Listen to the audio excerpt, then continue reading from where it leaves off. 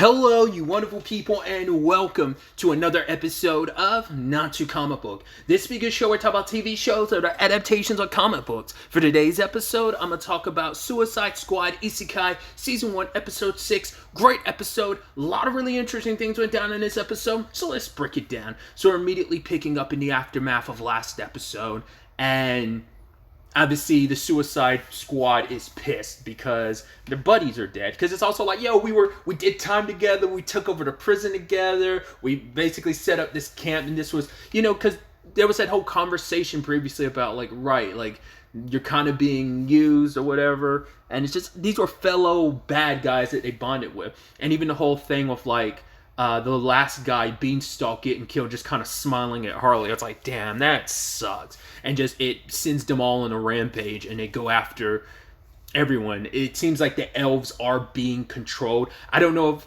I'd assume that's part Enchantress, because the Thinker, all he's doing is, well, he can get in people's heads, but it doesn't seem like he can mind control them, so it seems like that's more of it, but it might be a combination of the two. Who knows where that mind control comes from, but very much like the Beastmen being controlled by Ratcatcher, it seems that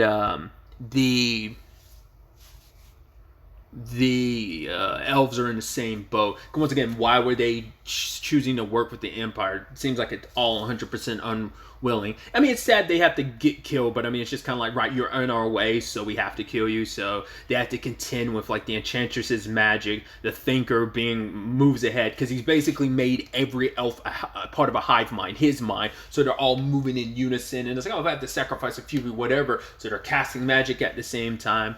Harley's going in, swinging bat, dead shots hitting from far away.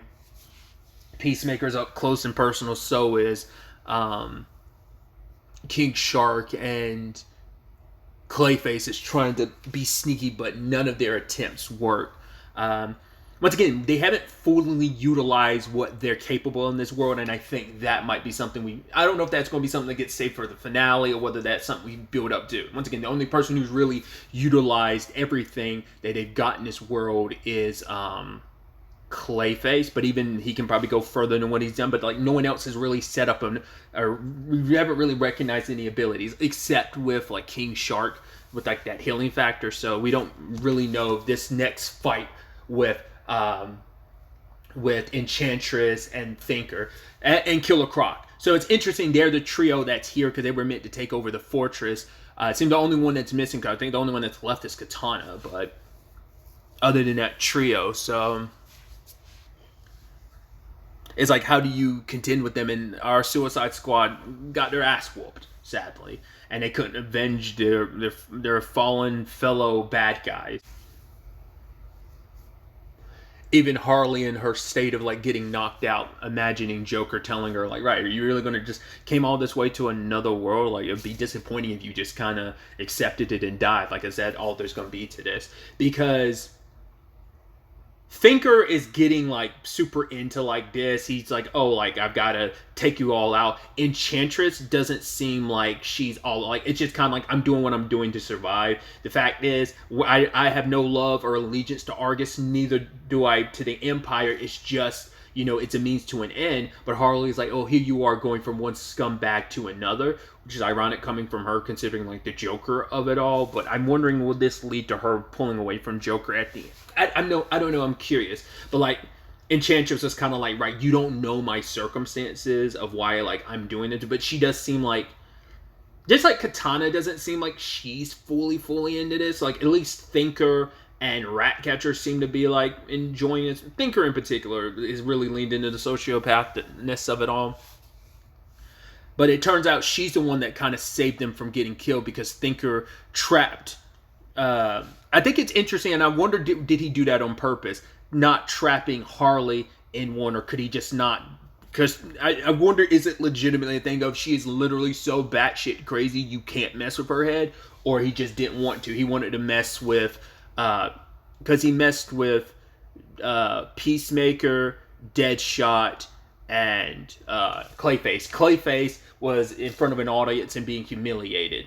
Obviously for Deadshot, it's his daughter being used against him, like, oh, how could you do those things, and she's pointing a gun at you. And then Peacemaker is surrounded by all the people he's killed in the name of peace, you know? Kind of like the Peacemaker TV show. And I don't know if this is true to the character in the comics as well.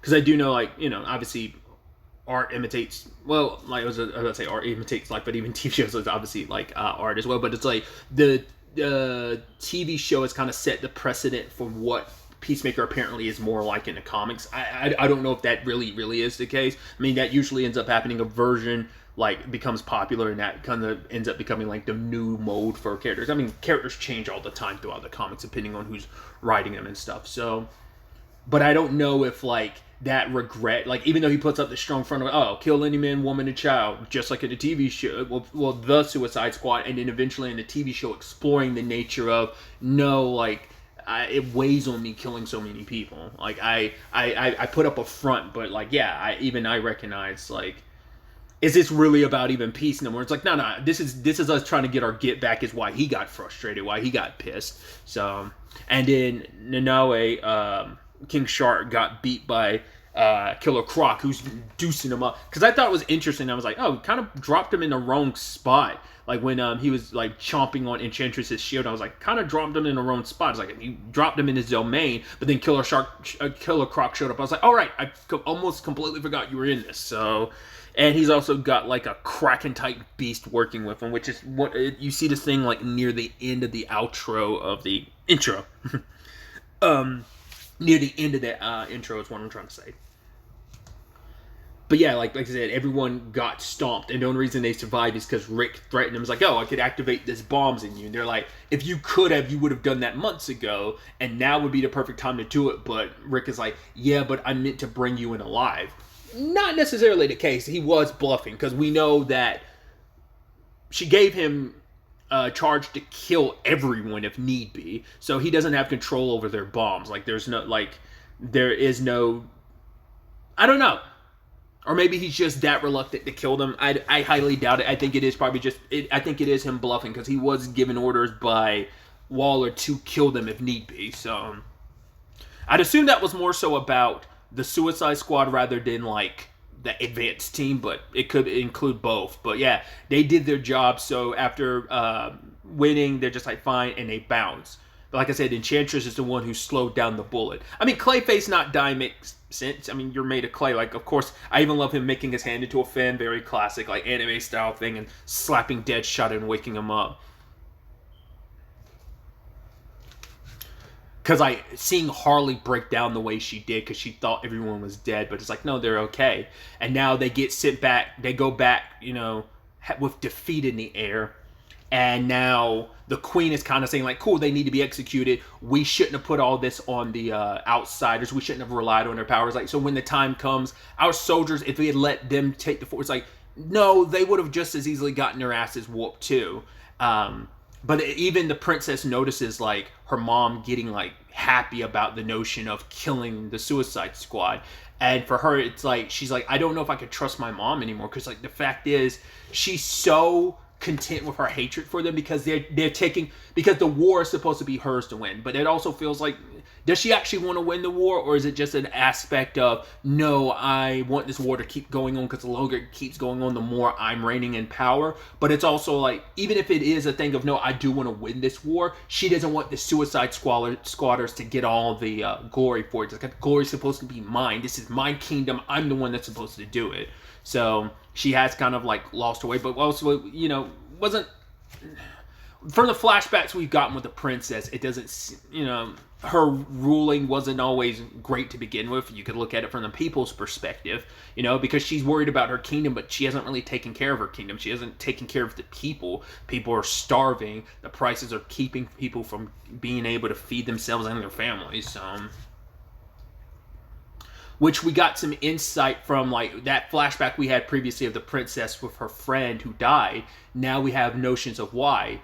He tried to steal food from, like, the knights, and they thought he was an enemy, which was like, he was a kid, but they thought he worked for, like, an empire or whatever. I guess maybe he snuck up and they saw, didn't realize it was a kid, and attacked him and killed him. And she blames herself because she's the one that told him where the food was. In fact, like, because he did it for not himself, but also his little brother he was taking care of. His little brother blamed the princess. Her mom told her it was her fault, like that his death is on you. Like you should just stay out, never go to that town, stay in the castle, do what I tell you to, because that's the only way you can prevent mistakes. And that's what's eating away at her, because she has never stood up to her mom, because she's like, right, I made a mistake and it's my fault. And she's even asking Cecil, am I making a mistake again? And he's like, I don't know, because she wants to free the Suicide Squad, and they do, but she's like, I don't know if I'm making the right choice again. But it is still the thing of, I can't let my fear of not making the right choice stop me from making a choice.